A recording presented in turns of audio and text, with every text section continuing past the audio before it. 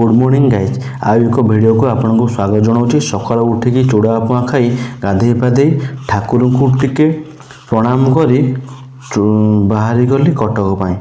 Bike रे टांकी खाली हो जाथिबारु बाटरे तेल पकई पहुँच गली प्रीतिशा को लेकिन जीवाई। झीर आज वैक्सीन डेट थिबारु भाईना भाउज आउ मु ताकू धरी पहुँच गलु डॉक्टर को पाखरे वैक्सीन दवा पाई।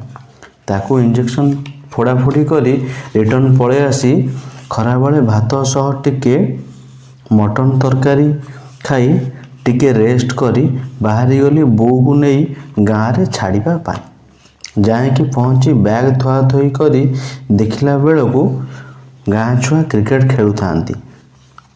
तांको सह टिके खेला खेली करी रिटर्न पड़े आसिली।